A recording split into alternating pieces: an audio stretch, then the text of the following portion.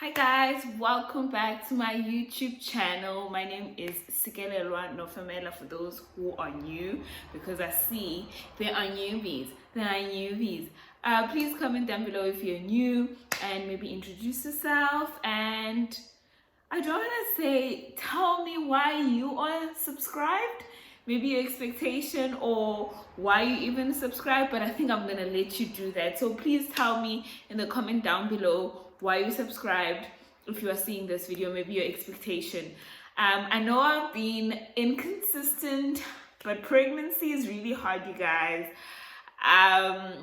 Yeah, it's a lot.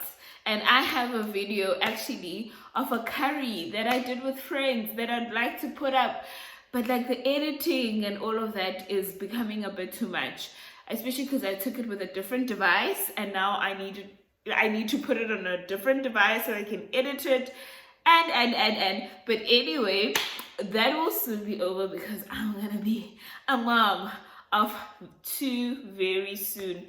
Hope you know that. Yeah, I'm expecting and I could go in at any time, and yet I felt like I should go into this topic before I go, because I don't know when I'll have time to sit and go into, making a video or talking around this. And today we are going to speak about what then shall we say to these things. And it's based on Romans 8 verse 29 going to 31. That what then shall we say to these things? And then it says there, if God be for us, who can be against us? And I really wanted to do a 3-part video, 3 parts, because we have 3 things that I want to talk about that usually stifle growth when it comes to women, and that usually make us feel like, oh, maybe that actually stifle our success. Yes, that stifle our success, maybe in business, maybe even in our arts, in our purpose, how maybe you know that you are meant for ministry or you're meant to talk to people, but these 3 things, they can get in your way. So what then shall we say to these things? So please listen on, and yeah, let's get straight into it. So basically, the first thing I want to talk about is imposter syndrome. I feel like if you are here on this channel, you would have known or you know something about imposter syndrome. But let me give you a definition of what imposter syndrome is, and let's see if you can actually identify. So imposter syndrome is doubting your abilities and feeling like a fraud. So basically finding it difficult to accept your accomplishments. So when you accomplish something, you find it difficult to accept that it was all you, or that you did that, whether you had a team that helped you or not. You just find it difficult to accept that you have accomplished something.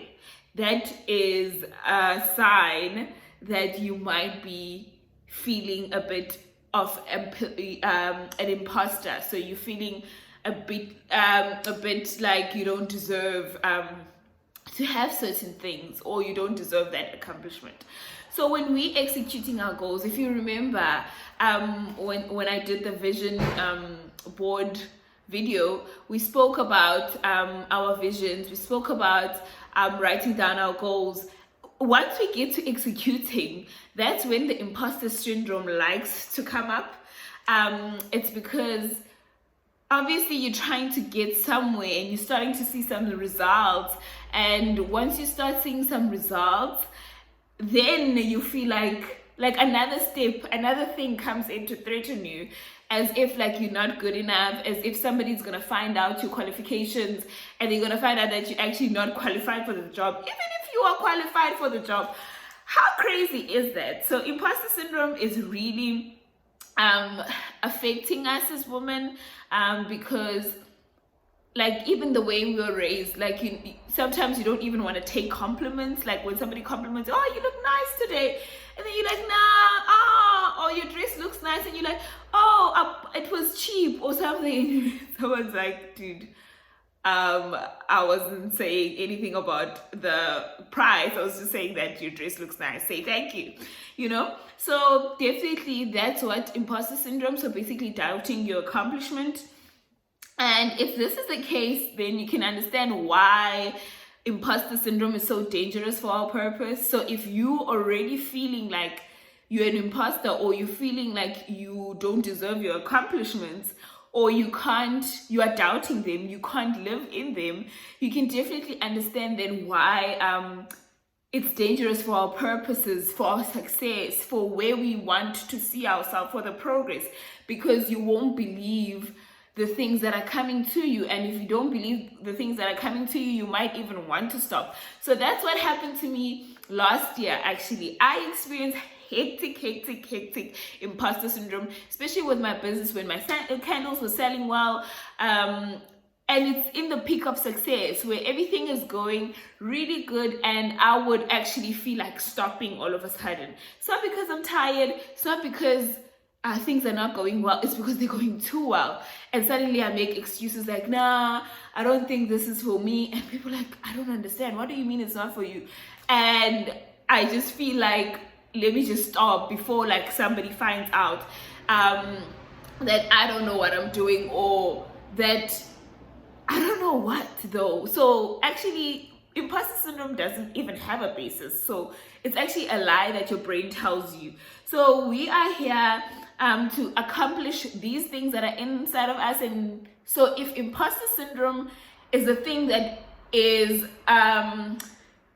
standing in our way, we need to tell it something. Romans 8:31 tells us straight up that we need to speak to these things, whatever they are, because if they are stifling our growth, and we need to be the people that believe in ourselves, and our own brain is busy talking and talking us out of purpose, then we need to say something, because it says there, what then shall we say to these things? And sometimes that scripture is used for different things, for like outside attacks from family, attacks from the people that we live with, attacks from careers or our bosses or whatever. But today I want you to say these words to yourself whenever you feel like an imposter, to be like, if God is for me, no imposter syndrome can be against me. Okay? Yes, honey. You need to sometimes even say that to yourself. So I wanted to give you 6 signs that you might be feeling imposter syndrome, or 6 signs of imposter syndrome. And then obviously, because I love to do this in my videos, I'll give you tips that you can use to actually combat this feeling.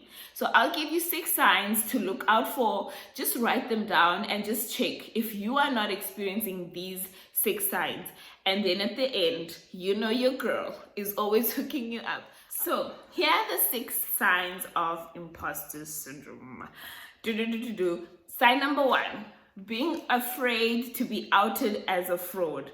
So this basically means like being afraid that someone somewhere, even at work, or even when you on your platform and you're speaking, that someone will be like, no, I know you don't speak, or you're not qualified to be there. Let's check your qualifications, or whatever the case may be. I know that I had that feeling like that someone will find out that I'm not really qualified for my purpose. Like they would want me to give them proof, and probably I wouldn't have the proof. And the thing is, nobody even wants to do that, because one, usually people that experience imposter syndrome are qualified. And even your gift is qualified in you, and you are the person that knows that you have that gift. No one needs to validate you and tell you that actually, yes, here's a gold sticker for your gifts, especially when it comes from God. Like, it doesn't happen. So even this feeling is actually not the correct way to feel. Number 2, feeling unworthy of success. Oh my gosh. I feel like women need to go to training for this, because when we are successful and we get these things and we get certain accomplishments, we feel like we are unworthy. I don't know why and who told us what, but definitely we feel like it's maybe gonna get taken away. I know that when I actually got my house at the beginning, like I kept on wondering, like how did I get this right, and all of that. I know it's crazy because obviously there's dedication, there's hard work, and then there's the blessing of God. And sometimes you get things from God that you are not qualified for, and that's okay. I mean, that's fine, so long as you are in the will of God, because He blesses those that love Him, and that's the way He does things. So you don't need to be questioning certain things and success. And I was thinking, oh, for my age, am I not a bit too young to be having, such a house and all of that? And I mean, CK, like honestly, like it doesn't take away, or it doesn't mean anything that you live in this house now and you have these things and you have these children. Because I know that even with my son, like when people would compliment me for certain things that I do with my son and how I'm a good mother, and then I'm like, yeah, I don't know, I want to talk them out of it. So if you have a hard time accepting success, and maybe it makes you anxious, the fact that you're successful in some way, imposter syndrome. So that's another one. So 3, diminishing positive feedback. When people give you positive feedback, you always have something to say. Like, for example, I'd be like, hey Nikki, you really did well in that presentation. And then you'll point out something negative, like, oh, but I started in that line. And I'm like, but girl, can you take the positive feedback? So having a difficult time taking in positive feedback, that is also like a sign that imposter is somewhere there. And distrusting of others, definitely also part of imposter syndrome, where you just distrust others. You just don't want them like near your work, or you don't want relationships. Actually, like relationships make you anxious. And this can be a reason for other things as well. It doesn't have to be imposter, but if you have distrust in other people and the other things that I've mentioned, it might just be imposter syndrome. Another one, number 5, is over preparing. Okay, I know that preparation is really good. Preparation is good because it sets us up for success. But over preparing, like spending the whole night preparing for a presentation, not taking a break, not taking a breather, preparing to the last minute, I mean, that in itself is just something else. So over preparing can be a sign of imposter syndrome. So look out for that. And then blaming accomplishments on luck. Yeah, like, oh my gosh. I can definitely tell you how many times that I've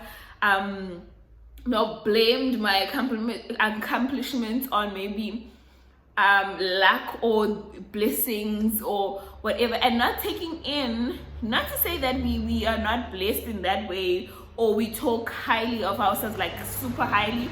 It's just the fact that imposter syndrome makes you not want to take like anything. You just like, no, I'm very lucky. No, it was luck. It could have been that it was given to someone else, and you don't take it in that, no, you are the person, because you probably worked hard and you showed discipline and you showed certain qualities that qualified you to be in that position. So imposter syndrome is really playing with our minds, like us not wanting to take that like the goodness that we receive from other people, and we don't want other people to see us as good or as successful. We actually want to return all our blessings. Like, yeah, sometimes you feel like returning, like, God, take them all away. And then you're like, but why would you want God to take your blessings away? So yeah. And now I want to tell you how to cope with imposter syndrome.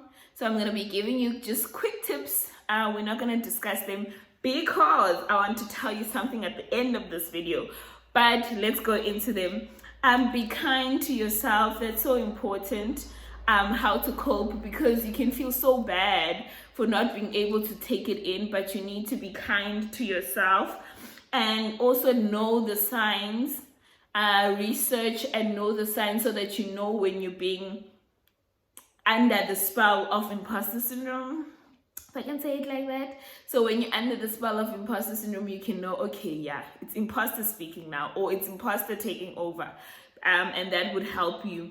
And just know that you're not alone. I always say in my podcast and wherever that we need to just create this environment for women to know that they are never, ever alone. Because even with me, with imposter syndrome, when it began, I thought I was alone. I thought I was going crazy. I didn't even want to tell people how I felt, because people would always like talk me out or think I'm ungrateful and all of those things. But when I found out that I wasn't alone, then I knew that this is a normal thing. It's probably gonna brush away and I'm gonna get used to it. And I don't think it ever really goes away, but it has seasons. And it really does get better because you understand the signs. And then track your success. Write down your accomplishments, and track down the things that you do right, so that when imposter comes to tell you, but no, you got that success or you got that award on luck, you can be like, but dude, it's been coming because I am disciplined, I do this, I achieve this, and you can talk back to that feeling of imposter. Also, something unbeknownst, I think people generally with their feelings, they never want to do this, which is embracing your feelings. You must embrace, like, whatever feeling that you are having, embrace it and know that it's part of you just for that time. Don't try and get rid of that feeling, because it's trying to teach you something, and it can be uncomfortable sometimes when you embrace imposter syndrome, but embrace it so that you can deal with it, so that you can go past it rather than avoiding it. And lastly, tell your manager or your mentor. So you have to tell somebody that actually I'm feeling a bit like this. That's why you see me acting this way. I remember I had a difficult time when I joined a department last year. I was actually moved to a department and I joined there, and I was feeling a bit out of place. Although they kept on giving me compliments, I was like, no ways, I don't think I'm qualified to be here. And I spoke to my manager, and she told me that she also felt the same way when she got into that department. So it's normal. And this year we've been able then to just see that now I'm finding my feet and I'm comfortable. And I think, by the end of this year, I would have been really now comfortable in that job. Although last year I really wanted to quit, but not quit because I'm not coping, but quit because it just seemed all too good to be true. And so lastly, I just want to go back to our message, which is, what then shall we say to these things, in particular imposter syndrome? I want to say that we should tell it. If God be for us, no imposter syndrome can tell us we are not good enough, because we are good enough. And guys, some exciting news. I also wanted to announce that we will be having a woman event at the end of 2022. It will be in East London. I'm getting things together because I got the vision and it just got dropped to me last night, literally. And yes, and we will be speaking about certain topics, and the heading of the event will be, what then shall we say to these things? And the first topic we're going to be discussing in detail, that's why I didn't want to give you the detail today, is imposter syndrome. What do we need to say to imposter? And we're going to be having a woman come in and tell us how she dealt with imposter syndrome in her business and in her life, and how can we then combat this thing and tell it, if God is for us, nothing can be against us. So yes, thank you. May you really take time to speak back to the things that are speaking against your purpose, and may you find scriptures that you can anchor on and you can really apply to everyday life and everyday things. And I just want to say thank you again for watching this video. I hope you subscribe so that you can get details to the event that's going to be in East London. Thank you. I see the growth. I see you coming in, and I will try and put up more videos, but I really want this to be an authentic place. So I come here when I really feel pushed to put out a word or to put out content. And I am trying to make those food videos because I know you like my food.